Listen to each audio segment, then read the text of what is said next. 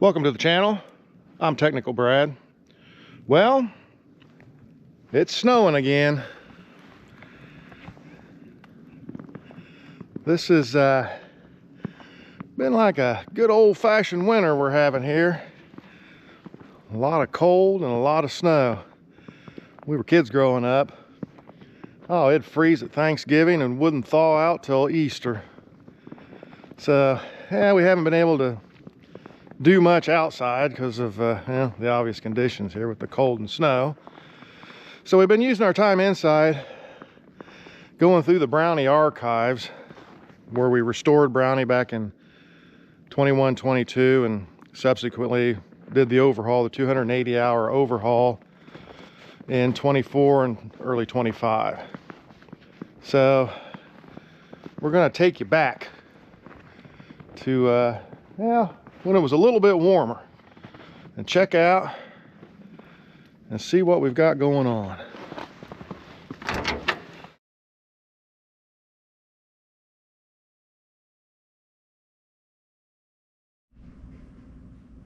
Welcome back. Hey, Technical Brad here. Today we are going to remove our injectors, all three of them. Basically what you do here is you've got your leak off valve here. You got a union back here to undo, and there's three fittings on top of the injector.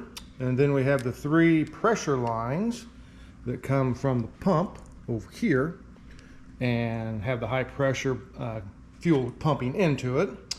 This pump, I rebuilt this system back in 22, early 22 when we redid this, and these injectors were raised. The original setting was 2,575 PSI. So that was the setting on each of the injectors as well as the pump. When I took it in and had it serviced, we had to have new tips put on it because the old ones were burned up too bad. And they raised it to 2,600 PSI. So all three of these, they're spring loaded and they have shims in them. And when the fuel in here reaches 2,600 PSI, the tip opens and the fuel is injected into the cylinder. Paper towel here to kind of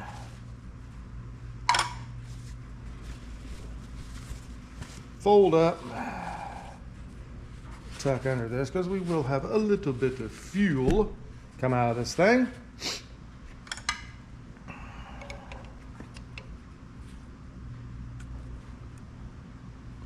And the leak off, relatively simple.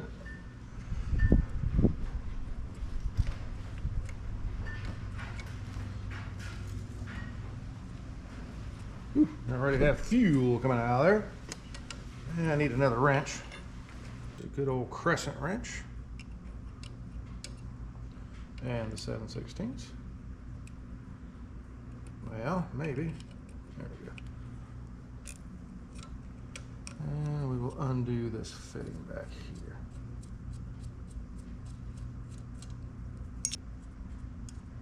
Undo each of these.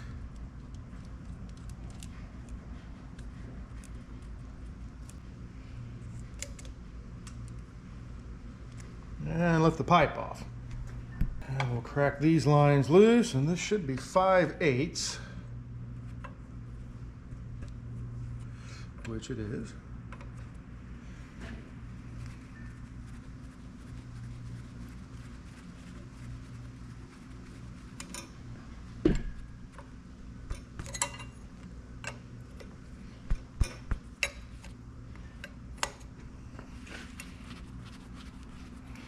And these just unscrew as well.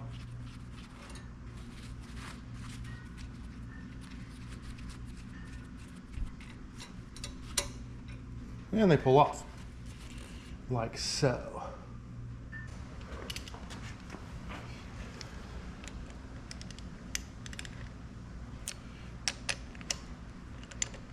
And these are tightened down to about 12 foot-pounds. Not a whole lot of pressure on them.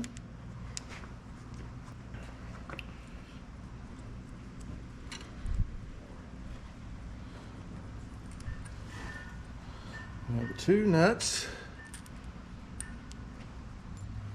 And a washer, lock washer.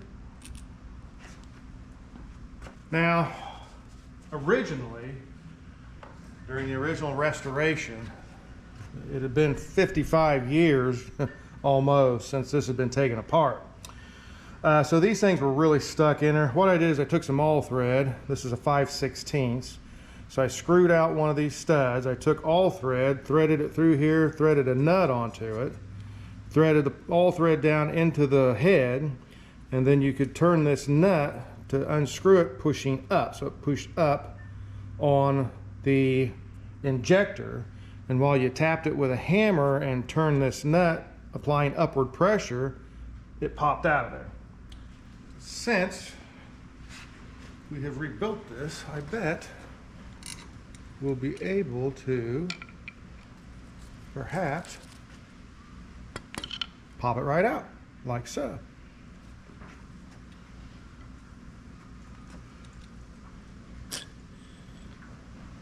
Now we take him out of there. Yeah.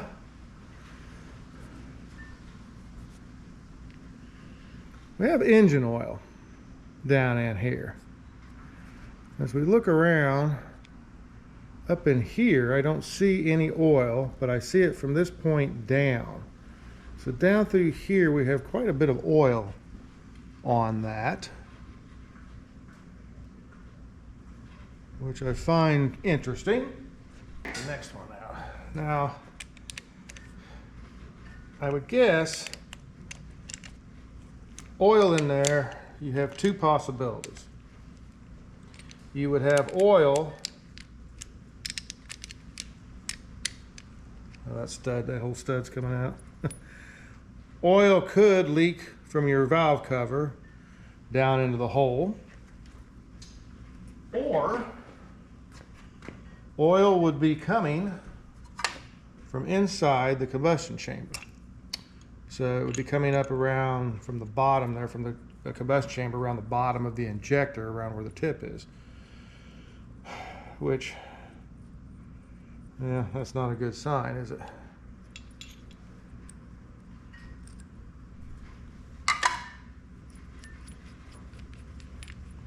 So that's what I mean. You take that stud out, that's a 5/16 thread, put your all thread through there. When you first run your all thread through the holder, you screw a nut on back here, and then you drive it on down, you screw it into the head, and then you tighten that nut up against the holder here, and that pulls the whole thing upwards and outwards. We're just going to try to give it a little pry pressure here.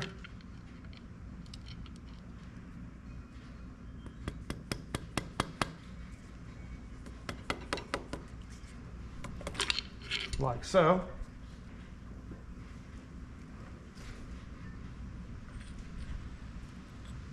And ooh, now that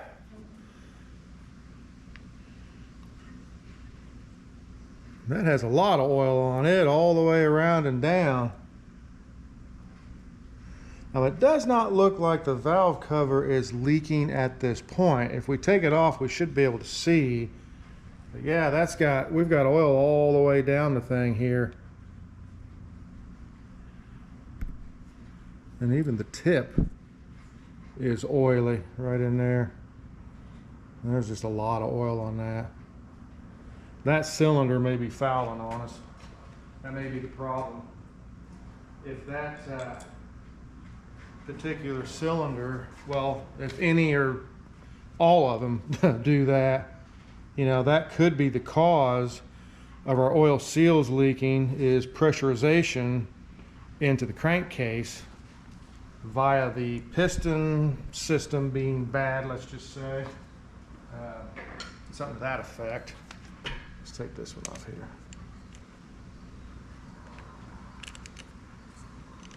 When he first started up, it burns oil. Now, summertime, it's warm out and you fire it up, it doesn't burn it very often at all. Wintertime, of course, it's colder out. A, it doesn't start as good as it did before I rebuilt it. And B, you can see blue smoke coming out of your exhaust a lot longer. I mean, upwards of, depending on how cold it is, it could do that for 4 or 5 minutes until the thing gets warmed up enough, which would probably be the rings sealing on it once it warms up. Perhaps. I don't know. You know what? We're gonna find out. Here we go.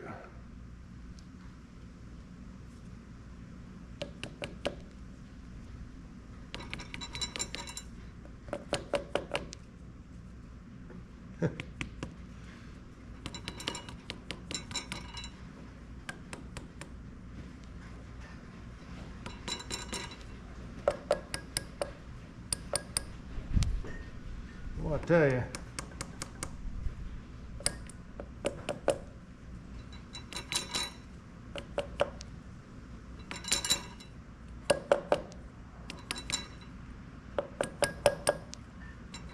ooh, I'd say that one was sealed in there best of all, huh? Now, that one took some work to get it out. Now let's see. Yeah. As we look at it, yeah, we've got oil around it as well, so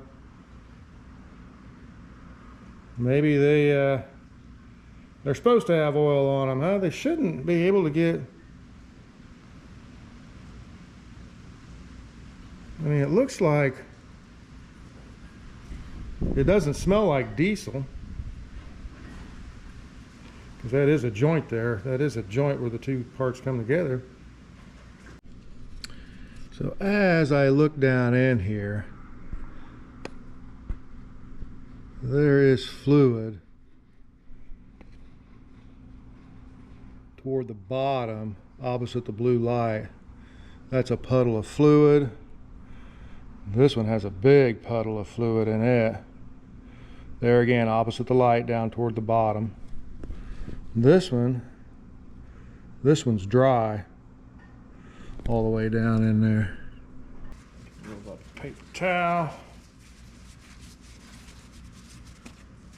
I mean, I guess the head gasket could be bad too. I mean, you could, there's oil that goes through the head gasket. There's, of course, water. Your coolant goes through the head gasket.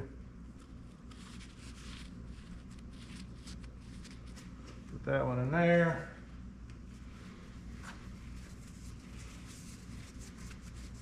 See what this thing absorbs, if anything. This middle one's got a ton of fluid in it.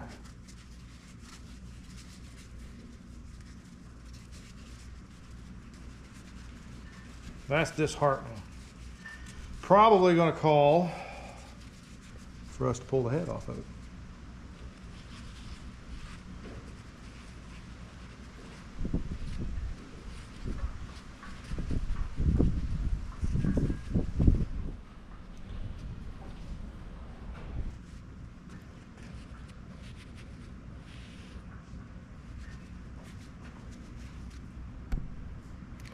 Yeah, that's what we're showing there. Doesn't really smell. It might be diesel.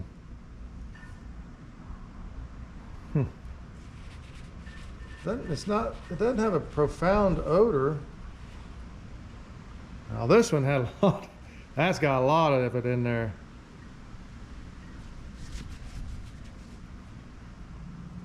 Yeah.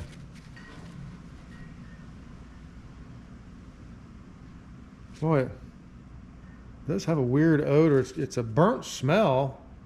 I can't really tell. It's not overwhelming of oil. It's not overwhelming of diesel, so I bet it's oil. Plus it's black. This one here, of course, is blacker than the other one. So the inside cylinder, which is this one over here, a lot more black than what the back cylinder was. The front cylinder doesn't seem to have much of anything in it. But what we can do, if this will fit in there, we'll just put that down in there and see what comes out of it. Now it is possible that the head could be cracked too, I guess, down inside there. So the front one,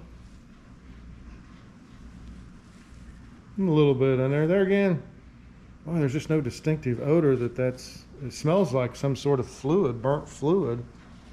But, yeah, okay. Nitro. Frisbee?